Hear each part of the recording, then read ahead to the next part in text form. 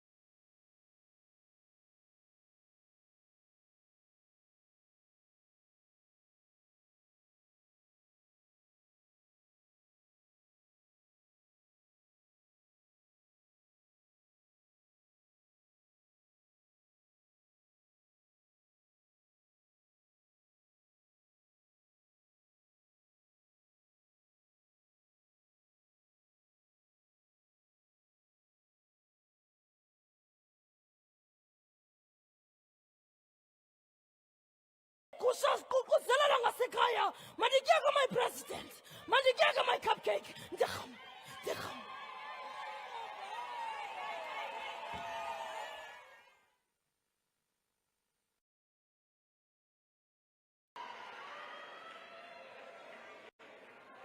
Order, honorable members. Honorable members, there will now be an opportunity for silent prayer or meditation. As we do that, may we please acknowledge our fallen members of the armed forces in the Democratic Republic of Congo.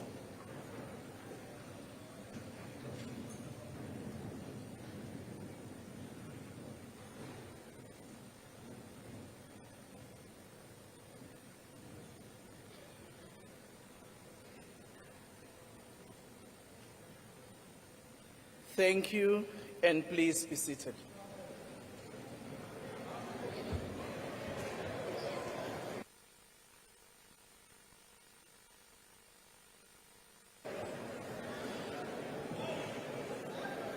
Order, honorable members.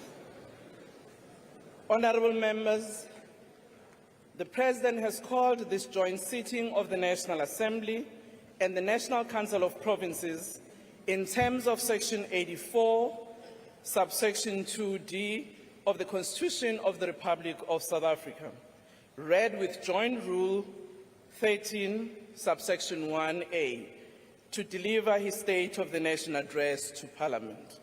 I now call on the Honourable the President to address the joint sitting.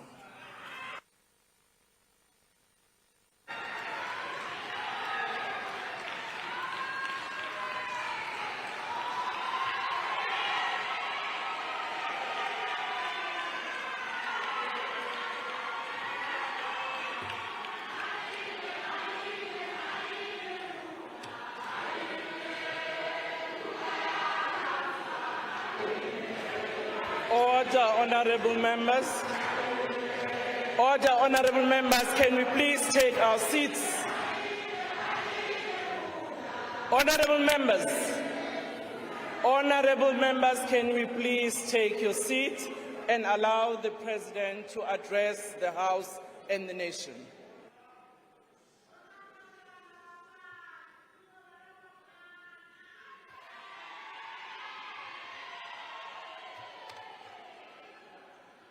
Speaker of the National Assembly, Ms. Toko Didiza, Chairperson of the National Council of Provinces, Ms. Refilwe Ntshweni-Tsipane, Deputy President of the Republic of South Africa, Paul Mashatile, Chief Justice of the Republic Mandisa Maya, and Judges President, former President of the Republic, Mr. Thabo Mbeki, former President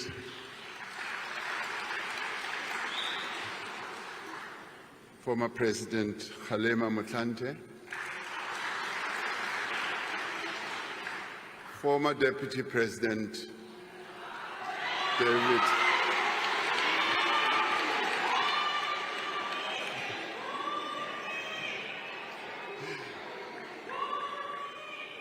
David Mabuza, former Speaker of the National Assembly, Ms. Baleka Mbete,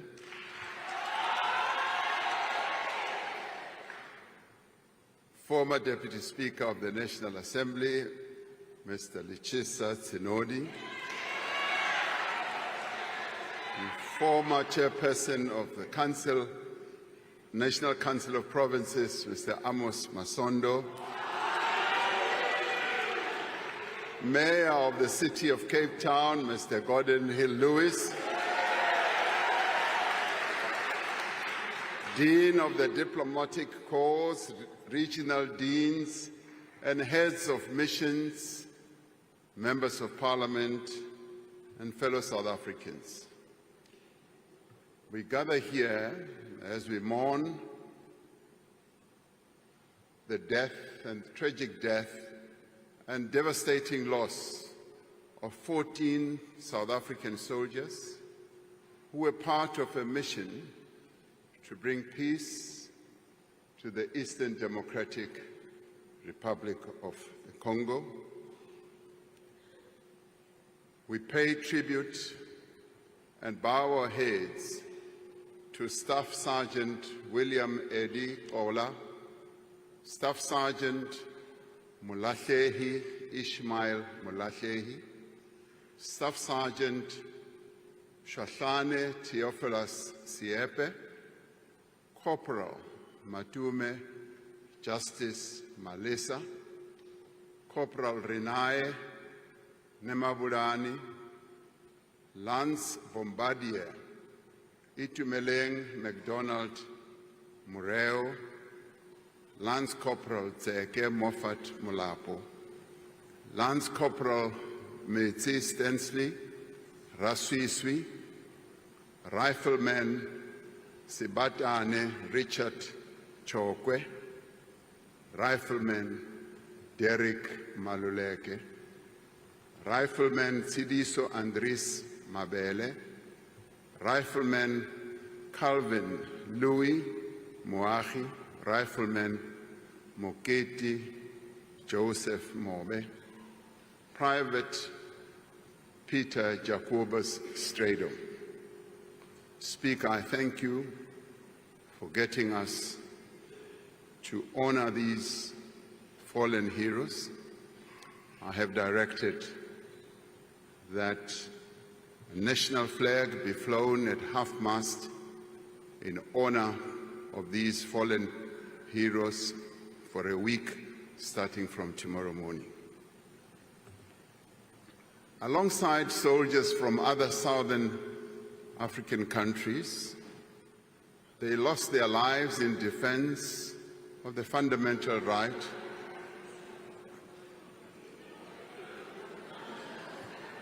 of the Congolese people to live in peace and security. They lost their lives not in the pursuit of resources or territory or power. They lost their lives so that the guns on our continent may be forever silenced. So we salute them. My fellow South Africans, this State of the Nation address is taking place as we celebrate 70 years since the adoption of the Freedom Charter at the Congress of the People in Kliptown in 1955. The Freedom Charter is the cornerstone of our democratic constitution. It sets out a vision of a united, non-racial, non-sexist, democratic and prosperous South Africa. It also sets out a vision of a country in which government is founded on the will of the people of South Africa, where the land is shared among those who work it, where the people share in the country's wealth and in all that the country produces and are all equal before the law. It is this vision that continues to guide us as we work to build the nation that we all want.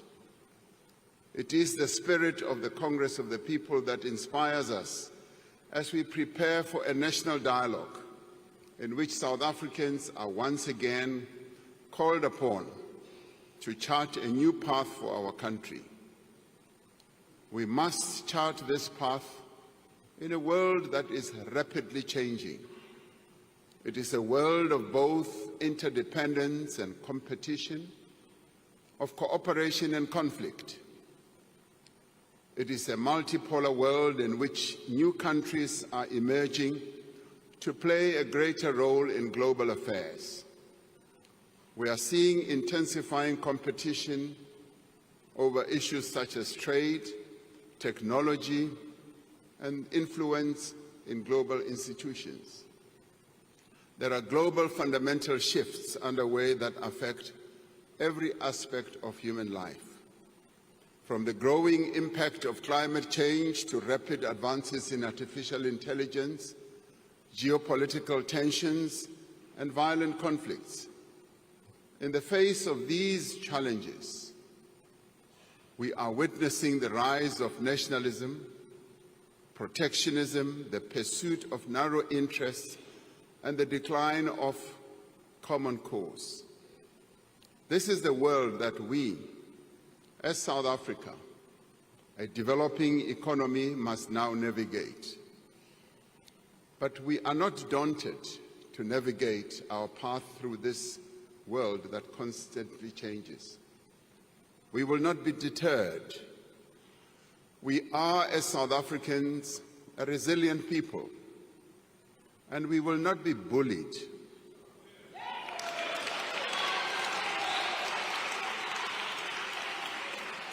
We will stand together as a united nation, and we will speak with one voice in defense of our national interests, our sovereignty, and our constitutional democracy.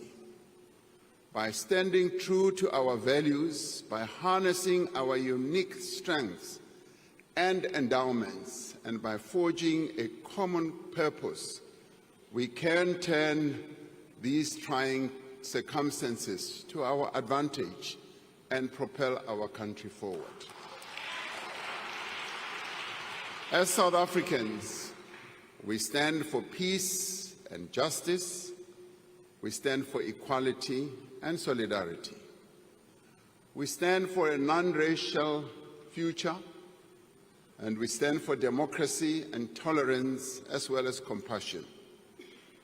We stand for equal rights for women, for persons with disability, and for members of the LGBTQIA+ community. We stand for our shared humanity, not for the survival of the fittest. So this evening, let us speak of the nation that we want. Let us speak of the future that we want to build. Let us speak of the work that we as South Africans must do, and the work that we are doing to build that nation and to build that future. We want a nation united in its diversity. At many difficult moments in our past, we found strength in working together towards a common goal. Through partnership, we brought peace and democracy to our country, which was once troubled. We overcame apartheid, a crime against humanity that denied people their human rights that deprive them of the land and livelihoods that sought to strip them of their dignity, that humiliated them. Through partnership, we overcame a devastating pandemic and rebuilt our country in the wake of state capture as well. Together, we have built durable institutions that support our democracy, that protect our fundamental rights and promote the well-being of South Africans. We have built meaningful partnerships between government and business and labor and civil society and other social partners to drive growth and development. These stand as models of cooperation for the rest of the world. South Africans are continuing to work together to confront our country's challenges and build a nation that works for all. Guided by the wishes of the people as expressed in last year's elections, we have formed a government of national unity to give expression to our culture of cooperation. As political parties, we have set aside our differences and agreed to work together for the good of all South Africans. In the last week, we have adopted the Medium-Term Development Plan, which sets out a clear and ambitious program for the next 5 years. The actions contained in the Medium-Term Development Plan will advance our 3 strategic priorities. Firstly, to drive inclusive growth and job creation. Secondly, to reduce poverty and tackle the high cost of living. And thirdly, to build a capable, ethical and developmental state. Our most urgent task is to grow our economy so that we can create jobs, reduce poverty, and improve the lives of South Africans. To undertake this task, we need a government that works for the people. We need a state that is capable, competent, underpinned by a professional public service. South Africans want a state that treats all people with dignity, humility, and respect. A state with leaders who are prepared to serve our people with complete dedication, and public servants who are ethical, skilled, and properly qualified. To achieve these objectives, we are strengthening the role of the Public Service Commission in the appointment of key people who direct the affairs of our state, such as Directors General, Deputy Directors General, Chief Executive Officers of SOEs and board members and other senior positions. We will introduce a graduate recruitment scheme so that we may attract the best and the brightest in the public service. A capable state must start where our people live and work. In many cities and towns across our country, roads are not maintained. Water and electricity supply is often disrupted. Refuse is not collected, and sewage runs in the streets. In part, this has happened because many municipalities lack the technical skills and resources required to meet our people's needs. Many municipalities have not reinvested the revenue they earn or collect from these services into the upkeep of infrastructure. Starting this year, we will work with our municipalities to establish professionally managed ring-fenced utilities for water and electricity services to ensure that there is adequate investment and maintenance. Many of the challenges in municipalities also arise from the design of our local government system. We will therefore undertake extensive consultation to develop an updated white paper on local government to outline a modern and fit-for-purpose local government system. We will also review the funding model for municipalities. We will do so because many of our municipalities truly do not have a viable and sustainable revenue base.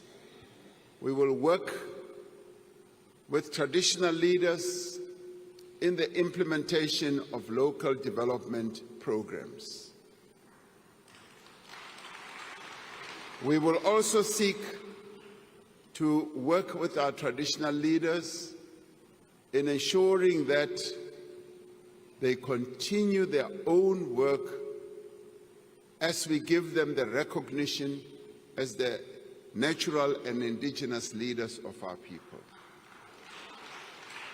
We will expand our support to municipalities that require assistance, drawing on the lessons of the Presidential eThekwini Working Group.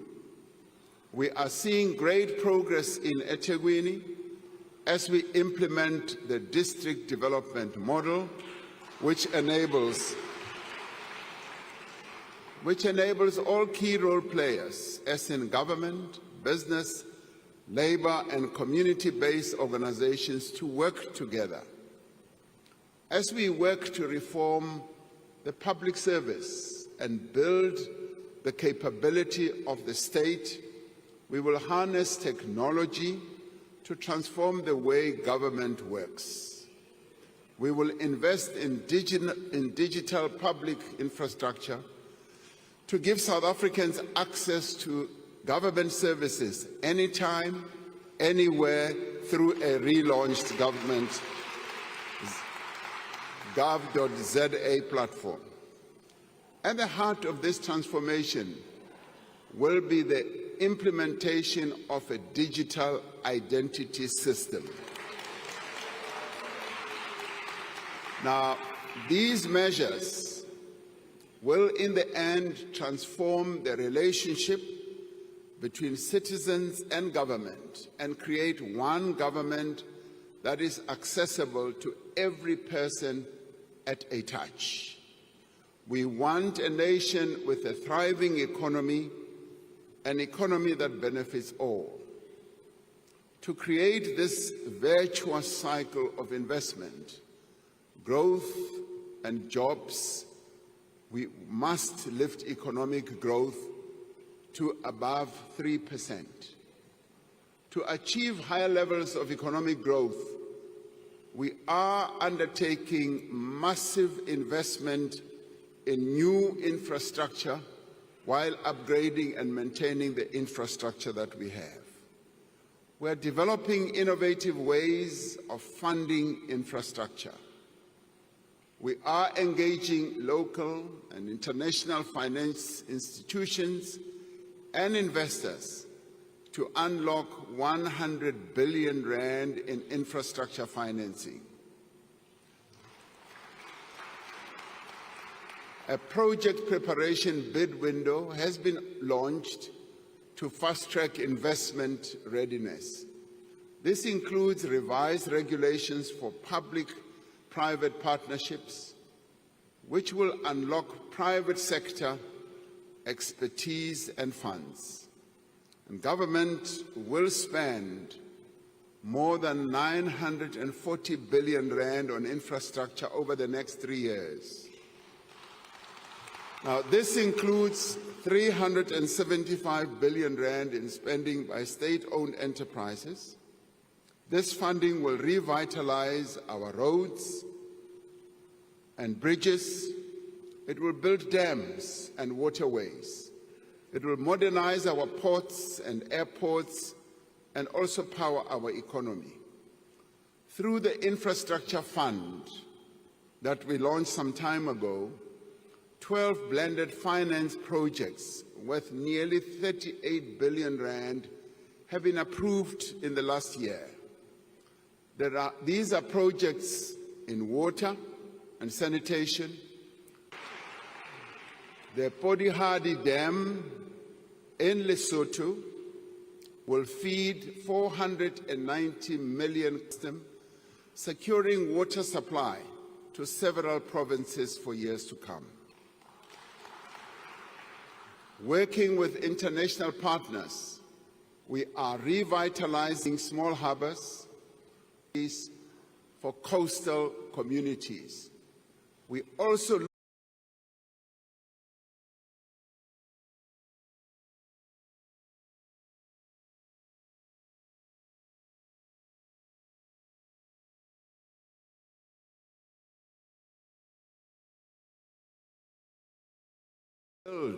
in the Northern Cape, in Bochubai, because that is going to be a game changer for the Northern Cape. We are steady to meaningful and faster growth. The economic reforms that we are implementing through Operation as the investment opportunities that are opening up to meet our carbon reduction commitments, and will do so at a pace and at a scale that our country can afford. We are revitalizing our port terminals and rail corridors through the Freight Logistics Roadmap, which was adopted by Cabinet, leveraging private capital to restore our logistics infrastructure to world-class standards. Transnet's performance has stabilized and is steadily improving. We released a network statement in December last year, which for the first time will enable private rail operators to access the freight rail system that will continue to be owned by the state. Open access to the rail network will allow train operation companies to increase the volume of goods transported by rail, while our network infrastructure remains state-owned.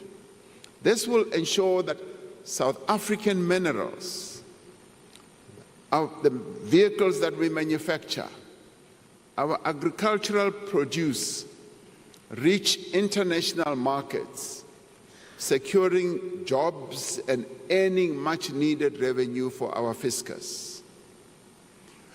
New cranes and other port equipment are being commissioned to speed up the loading and unloading of cargo and reduce waiting times for ships in our various ports. As we forge ahead with the reform agenda, an urgent priority is to ensure a secure and reliable supply of water across the country. Many people in our cities, towns, and villages are experiencing more and more frequent water shortages as a result of failing water infrastructure. It is impossible to live without water, as we all know, and it is impossible for the economy to grow without water. We are therefore taking a series of decisive actions to resolve the water crisis, to enable our people to get water where they live, whether in townships or in the rural areas. We are investing heavily in expanding our water resources. Wherever one goes in our country, we often hear our citizens raising the issue of water continuously. So we are raising this issue to a much higher level, and like we did with of the National Water Resource Infrastructure Agency, to unlock much greater investment in water projects. Through the Water Services Amendment Bill, we will introduce a licensing system for water service providers and remove licenses where providers do not meet the standards for quality drinking water. As part of our reform agenda, we will ensure that our focus on water is intensive and it speeds up. As we move ahead with our reform processes, we will continue to enhance our visa system to make it easier for skilled people to invest in our country and to grow tourism. This year, we will launch the electronic travel authorization system to enable a secure, fully digital visa application process. Now, this system will use artificial intelligence and automation to reduce the scope of corruption and enable rapid turnaround times for tourist visas. We have cleared over 90% of the backlog of more than 300,000 visa applications.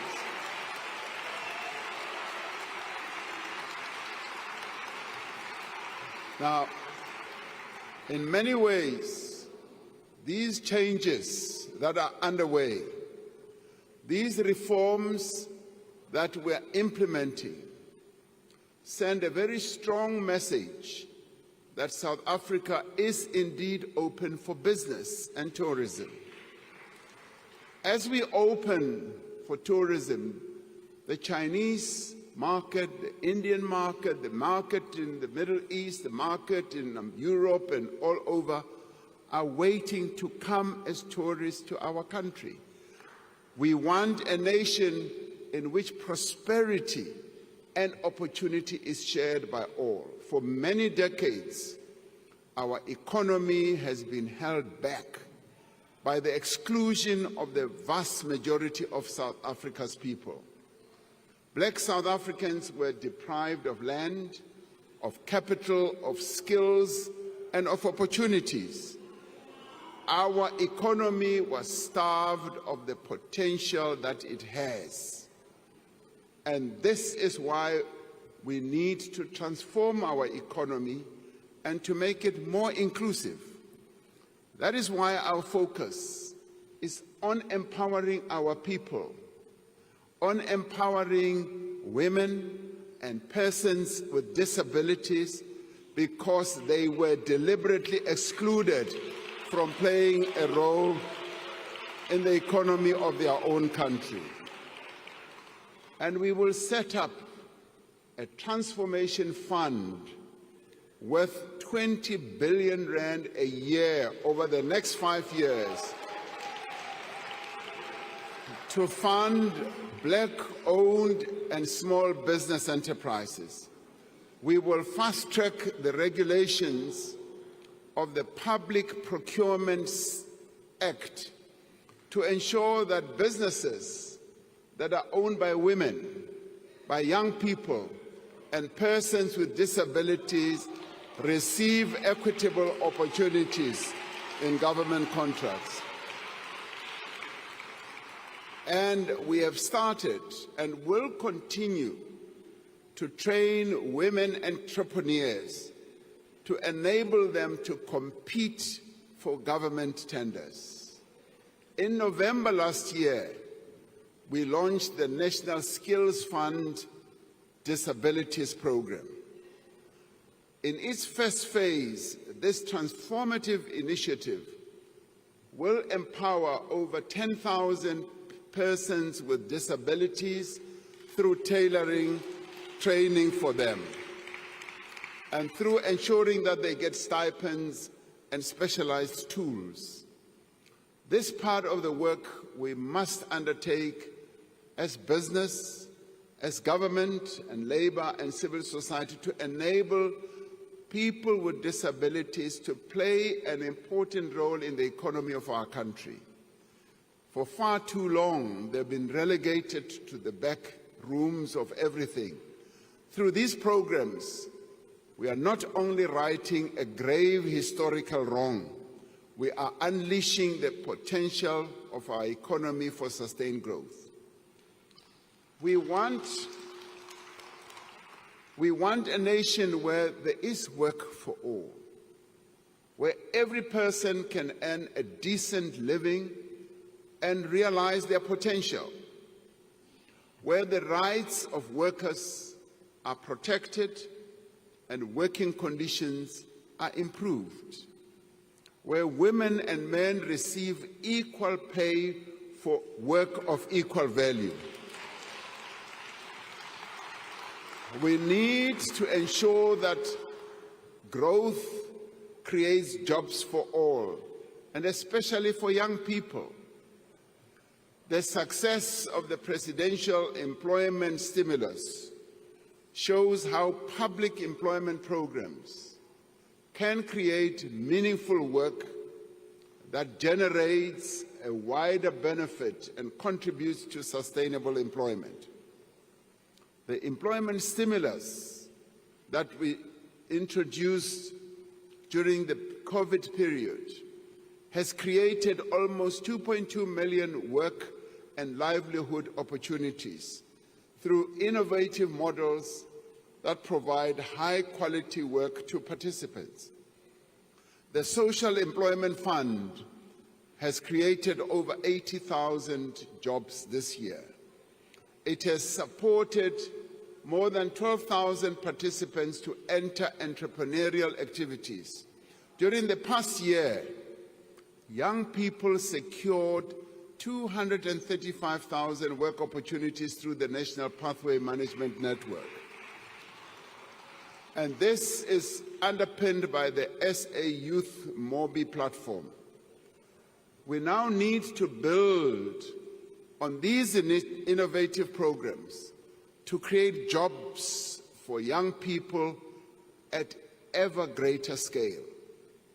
And to create jobs, we must leverage our unique strengths as well as our unrealized potential to build the industries of the future, as in green manufacturing, renewable energy, electrical vehicles, and the digital economy that is also driven by artificial intelligence. This year, we will finalize a modernized and comprehensive industrial policy that drives economic growth. We will achieve this ambition by focusing on the opportunities in localization, diversification, digitization, and decarbonization. We are working towards the full implementation of the African Continental Free Trade Area, which will tear down the barriers to trade on our continent. As the most industrialized economy on the African continent, we are positioning ourselves to be at the center of this new growing market.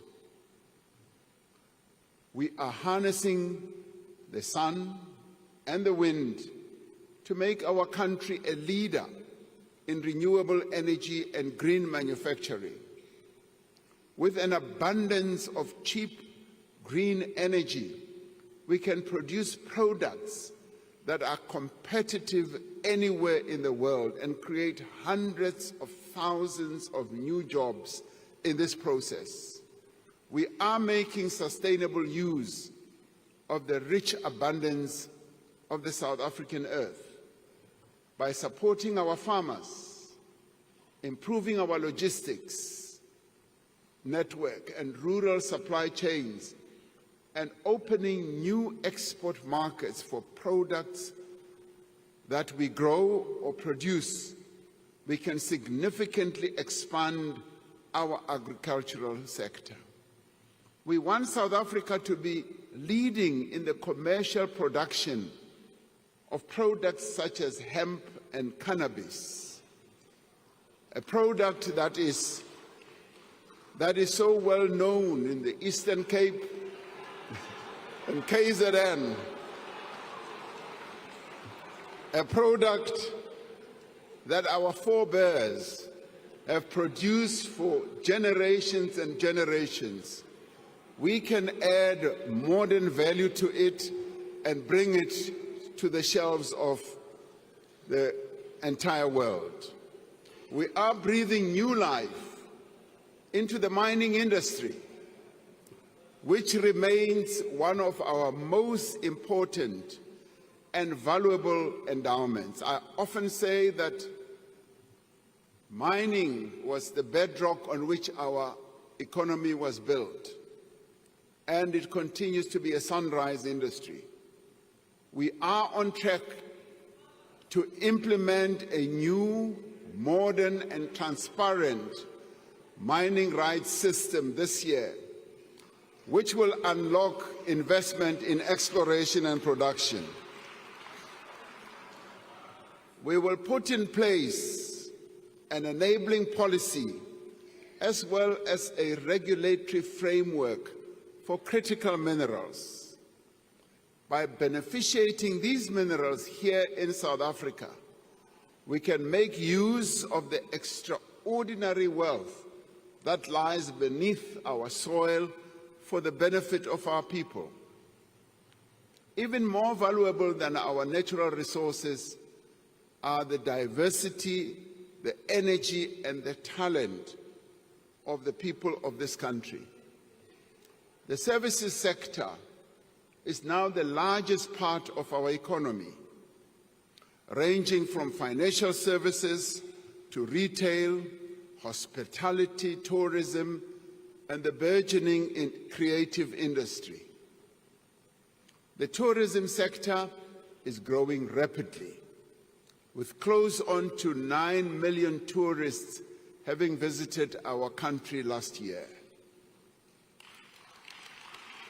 One of the attractive sites in our country, which we want to see growing more and more, is Robben Island. I visited Robben Island on the 8th of January. And I got to hear that in a year they are now going to receive 300,000. They want to grow it to 500,000 visitors in a year. And most of these visitors are South Africans. So we will grow tourism through our visa reforms, through increasing the number of flights to key destinations, and through the marketing of our country as the best country to visit in the world. And we have also seen strong growth in digital services, as well as business process outsourcing, as well as data centers. As the need for data grows in the world, our country is seen as a reservoir of having data centers. And this is continuing to create jobs for young people. To support this growth, we are investing in skills development for the industries of the future. The Jobs Boost Fund has pioneered a new model that links funding for skills in demand for the successful placement and particularly employment of young people. We are expanding our support for small and medium enterprises and for the informal economy, which sustains millions of jobs as well as livelihoods across our country. This includes streamlining funding for small businesses, unlocking venture capital for high-growth startups, and developing a regulatory environment that enables rather than restricts informal enterprises. To build an innovative economy, the Department of Science and Technology and Innovation will establish an innovation fund to provide venture capital to tech startups that emerge from our higher education institutions. We are calling on business to use the SA Youth Mobi platform, which currently has some 4.5 million young people registered for their hiring purposes. We're calling on business to support the Youth Employment Service to scale up workplace experience opportunities over the coming year. We want a nation where no one goes hungry. For 30 years, since the dawn of democracy, we have worked together to reduce poverty. Today, our country spends around 60% of our national budget on the social wage, on health, on education, on social protection, community development, and public employment programs. More than 28 million unemployed and vulnerable people in our country receive social assistance. More than 10.5 million learners go to public schools where they do not have to pay fees. Last year, over 900,000 students from poor working-class backgrounds and poor families and working-class backgrounds received funding to study at universities and colleges. Now, through these programs, we are alleviating the worst effects of poverty. We are providing the means through which South Africans can rise above poverty that has been passed down from one generation to the next. But we have much to do, and much more work needs to be done to end poverty in our country. We must do much more to ensure that women in particular no longer face the hopeless task to feed and clothe their children. While government invests heavily to support poor and unemployed people, these programs are fragmented and sometimes they are difficult to access. We are therefore building an integrated system of support for poor and unemployed people. We are strengthening existing programs from job search support to public employment and making sure that together they provide people with pathways out of poverty. Rather than expecting those in need to approach several government agencies separately, a citizen should be able to go to one place to receive all the support that they need. To protect the gains that we have made since 1994 in advancing children's rights, we will adopt the National Strategy to Accelerate Action for Children, which focuses on 10 key priorities, including poverty reduction, child protection, and addressing malnutrition. The Social Relief Distress Grant is an essential mechanism for alleviating extreme poverty. We will use this grant as a basis for the introduction of a more sustainable form of income support for unemployed people. Now, central to our efforts to end poverty and to develop our economy is to provide decent, quality education to every South African.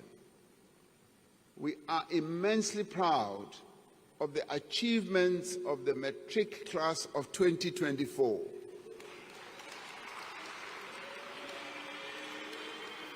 It's a class which achieved the highest pass rate in our country's history. Now, 87% of learners who sat for their matric exams passed. For the first time in the history of our country, nearly half of these learners achieved bachelor pass. Nothing can diminish, frankly, nothing can diminish our pride in the hard work of these learners and the steady support of their teachers, parents, and broader community. And let us give them a big round of applause.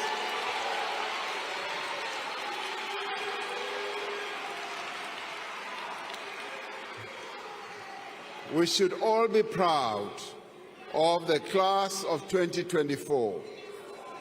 But our immediate focus is to expand access to early childhood development for every child. Now, this will be achieved through registering and formalizing existing ECD centers and ensuring that they have the facilities, the training and material that they need to provide quality learning. We will focus on ensuring that every child can read for meaning in the foundation phase to set them up for success in later years. To achieve this, we are implementing mother tongue-based bilingual education. We do this to improve literacy and numeracy, and rolling out lessons plans, reading books, and other interventions that have been proven to work.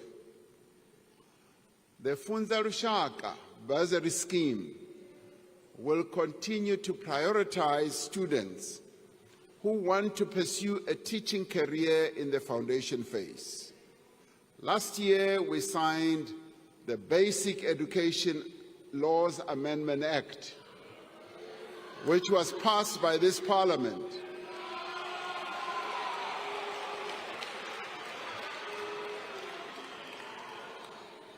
Now, this act is pivotal for ensuring that education is accessible and is inclusive for all South Africans.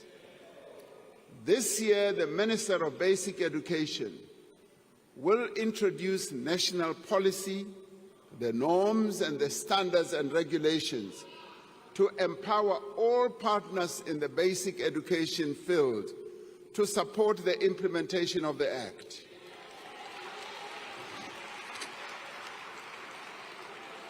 Now, to ensure that the economy has the skills that it needs, we are increasing the production of artisans through TVET colleges. Now, this is part of the shift we are undertaking towards education and skills development that combines formal learning with job training. Now, drawing on the models that have proven to be so successful in other countries, we're calling on the private sector to offer young people experiential learning opportunities while they undertake their studies. We are implementing phase 1 of the comprehensive student funding model for higher education to address the needs of the missing middle. This will support approximately 10,000 students in the first year. We want a nation in which there is quality health care for all. This year, we will proceed with the preparatory work for the establishment of the National Health Insurance. Now, this includes developing the first phase of a single electronic health record system, the preparatory work to establish the Ministerial Advisory Committees on the Health Technologies and Healthcare Benefits, and an accreditation framework for health service providers. The NHI will reduce inequalities in healthcare by ensuring that everyone gets fair medical treatment. Now, the NHI will save many lives by providing a package of services that include, for example, even more especially, maternal and newborn care and services also for people living with HIV, those with TB, and those suffering from non-communicable diseases such as heart disease, cancer, and diabetes. Our most immediate priority is to strengthen the health system and improve the quality of care. A vital part of this is the modernization, the improvement, and the maintenance of existing health facilities and the construction of new hospitals and clinics. A number of hospitals are under construction or are undergoing revitalization. Now, these include the Limpopo Central Hospital, the Siloam District Hospital in Limpopo, the Tlhabeng Regional Hospital in the Free State, the Bambisana District Hospital, Zitulele District Hospital in the Eastern Cape, and the Buphelong Psychiatric Hospital in Northwest. Now, our projects, rather other projects, are at various stages of design and development. Now, this includes the replacement of 3 existing new central hospitals, 5 new district hospitals, 5 community health centers, and a new psychiatric hospital. To improve patient experience, we are putting more emphasis on reducing waiting times, cleanliness, and staff attitudes in the public health facilities. We are encouraged by the great progress the country has made towards ending HIV and AIDS as a public health threat. By the end of March 2024, 96% of people living with HIV knew their status. 79% of these were on antiretroviral treatment, and 94% of these were on treatment with virally suppressed conditions.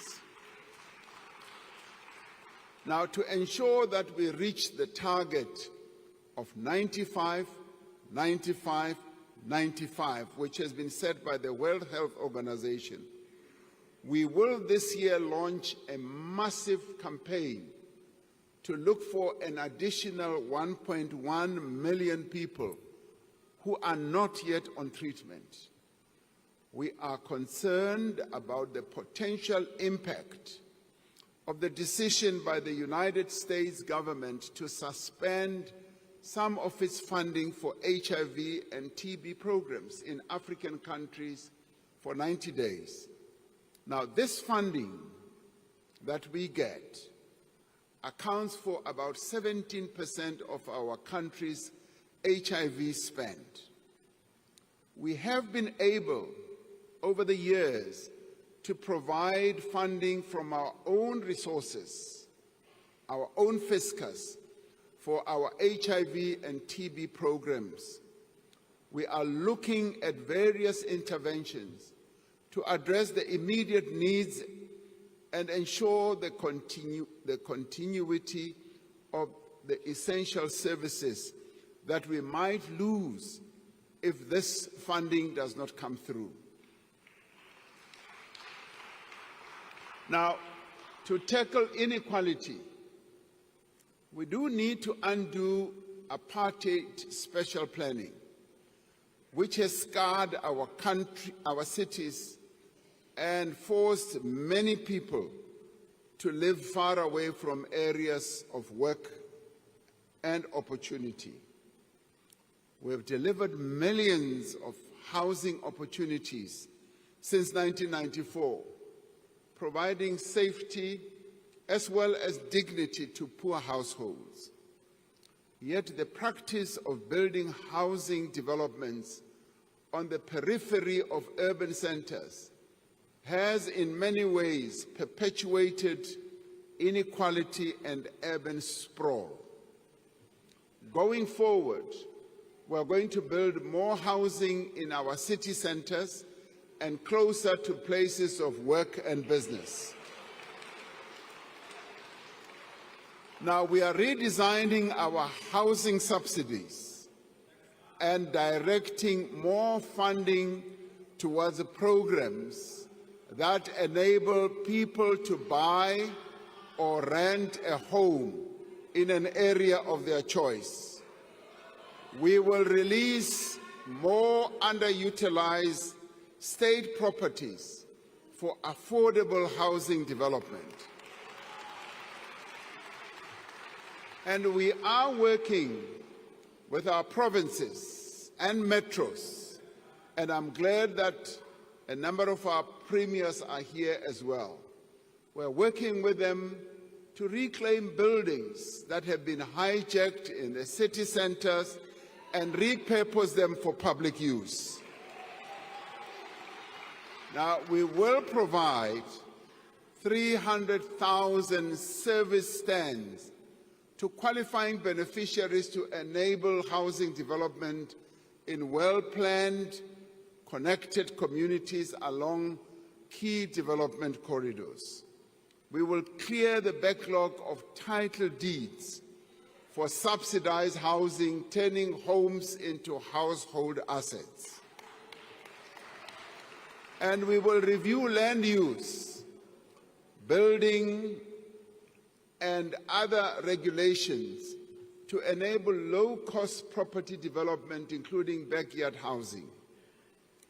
This represents a fundamental rethink of how the state delivers housing at scale while turning our cities into engines of growth and opportunity. In making our cities work for their residents, we will restore the remaining passenger rail corridors and stations to full service. More than 80% of passenger rail corridors have been returned to service. Now, PRASA has introduced over 200 modern, locally produced trains on its network to provide a low-cost option for public transport. Over the next 5 years, we will restore PRASA's signaling system so that we can put all our new trains to work and commuters can be assured that they can reach work safely, affordably, and on time. Now, we also want a nation in which everyone is safe. The police continue to work with other law enforcement agencies to dismantle organized crime syndicates and combat financial and violent crimes. The South African police has partnered with the metropolitan municipalities and continues to work with communities to fight crime in the priority provinces where crime is particularly high. Now, we are intensifying Operation Shanela. Shanela has been successful in arresting suspects, recovering firearms, and seizing stolen vehicles. And we must continue to tackle the scourge of gun violence that has continued to plague our society for decades. I have asked the Minister and the National Commissioner of Police to prioritize reducing gun-related crime and violence.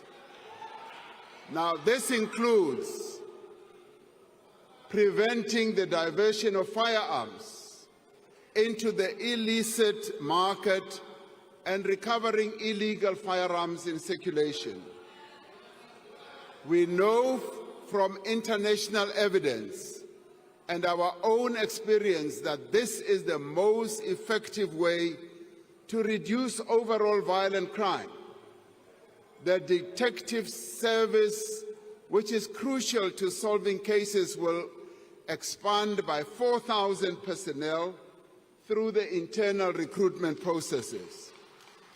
And we are working on adopting surveillance, analytics, and smart policing solutions for modern law enforcement. We have seen the value of technology in fighting crime, and a number of countries that have opted to utilizing technology have made great progress. And by utilizing artificial intelligence in its fraud risk detection and verification work, SARS has prevented the leakage of over 95 billion rand in impermissible refunds. It has recovered 20 billion in revenue and dismantled an illicit tobacco and gold scheme. We continue to work across society to end the violence that is perpetrated against women. We have promulgated the National Council on Gender-Based Violence and Femicide Act, establishing a national structure to oversee a coordinated response to this crisis. We will ensure that the Council is fully functional and properly resourced. We continue to strengthen support to victims of gender-based violence. There are now 65 Thuthuzela centers across the country.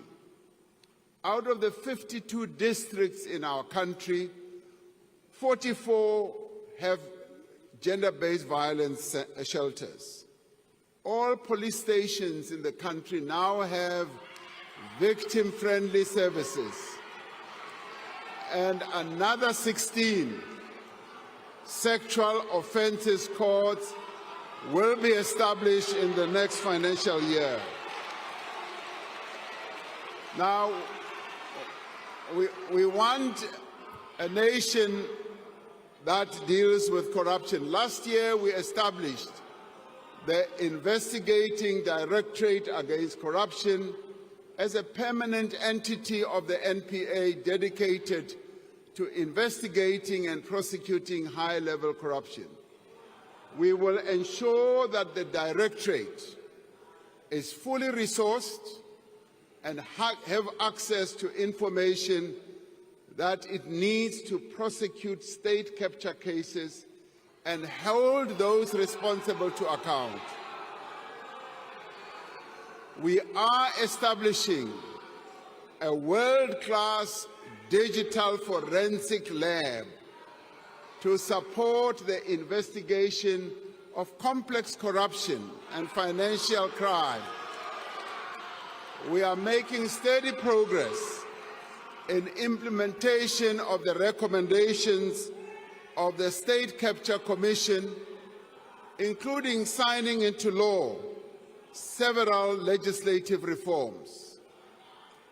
The Special Investigating Unit and Asset Forfeiture Unit report that over 10 billion rand has been recovered in state capture-related cases. Now, this year, the Department of Justice and Constitutional Department will report on the review of the Anti-Corruption Architecture National Anti-Corruption Advisory Council. This is expected to streamline legislation to eradicate duplication of mandates and foster greater cooperation between law enforcement agencies. And we will finalize the whistleblower protection framework and introduce the Whistleblower Protections Bill in Parliament during this financial year. And this year, we will strengthen South Africa's system of dealing with terror financing and further legislative systems improvements. To secure our removal from the International Financial Action Task Force grey list, we have made significant progress in addressing the weaknesses that were identified in our law enforcement system, with 16 out of 22 action items fully addressed. We want a nation that is at peace with the world. We want to continue through our international relations to advance the well-being of the people of South Africa as we seek to advance the well-being of humanity. Now, we will work to strengthen our trade relations around the world and to leverage our strong and diverse global alliances to make our economy more resilient. The key pillars of our foreign policy remain the promotion of human rights, peace and friendship, and the strengthening of fair trade and investment ties with other countries. Now, these are the principles that guide our presidency of the G20 this year. We have chosen the theme of solidarity, equality, and sustainable development to underscore the need for cooperation and partnership amongst the countries of the world. For the first time in its history, the G20 is being hosted on the African continent. And this is particularly important following the admission of the African Union as a member of the G20. It is a great opportunity for us to place the needs of our continent and the rest of the global South more firmly on the international development agenda. Our G20 presidency is a valuable opportunity for South Africa to advance efforts towards greater global economic growth and sustainable development. Africa remains at the center of our foreign policy. We continue to work to strengthen the African Union, to support the achievement of peace, development, and economic integration on our continent. We know that our future prosperity is intricately linked and bound to the prosperity of the African continent. For South Africa to thrive, we must ensure that Africa does indeed thrive as well. And we must silence the guns on our continent. Now, since the advent of democracy, we've been instrumental in restoring stability in countries such as Cote d'Ivoire, Burundi, South Sudan, Lesotho. More recently, we've been part of the SADC peacekeeping mission in Mozambique that has brought relative calm and stability to the Cabo Delgado province. The presence of South African peacekeepers in the eastern DRC is testament to our continued commitment to peaceful resolution of one of the world's most intractable conflicts that has gone on for years and that has cost millions of lives and displaced many people. Now, we call on all parties to embrace the current diplomatic efforts to find a peaceful resolution, including honoring the Luanda process. We will attend the joint summit between SADC and the East African Community scheduled to take place in Tanzania this weekend, where we will reiterate our call for a ceasefire and a resumption of talks to find a just and enduring solution, and we will make sure that our boys, our soldiers do come back home. We have always believed that the freedom that we won and the international solidarity from which we benefited does impose a duty on us to support the struggles of those who continue to experience colonialism and oppression. South Africa continues to stand in solidarity with the people of Palestine, who have endured decades of illegal occupation and are now experiencing indescribable suffering. And South Africa has acted in accordance with its obligations under the Genocide Convention by instituting proceedings against Israel in the International Court of Justice. We are fully committed to the articles of the United Nations, including the principles that all members should settle their international disputes by peaceful means. We support the principle of respect of the territorial integrity and sovereignty of all states and peoples. We continue to participate in the different peace processes seeking to bring about a just and lasting peace in Ukraine.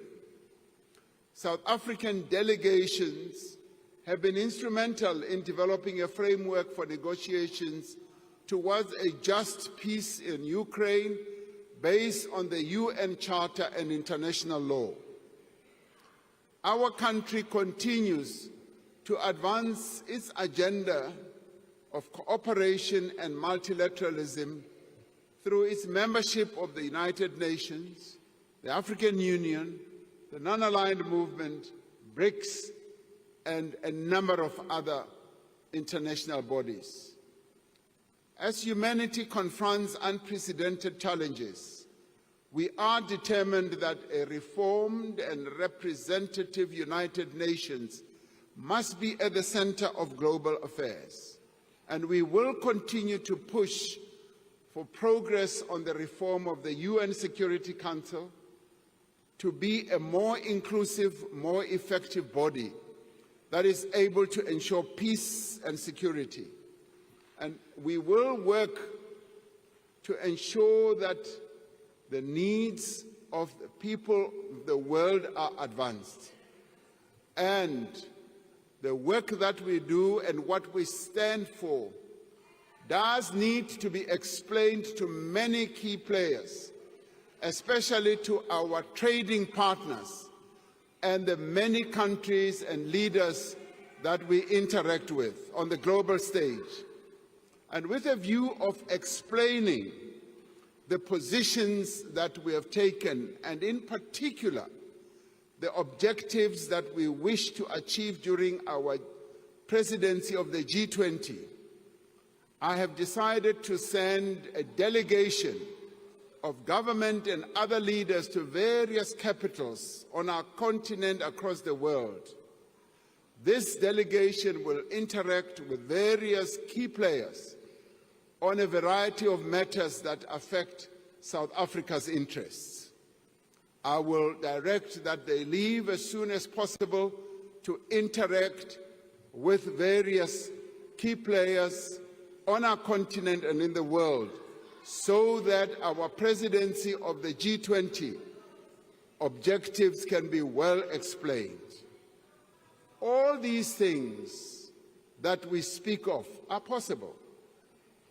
As South Africans, we know the power of cooperation, of what is possible when people of different backgrounds, different races, cultures, languages, and ethnic groups and religions come together behind a shared objective.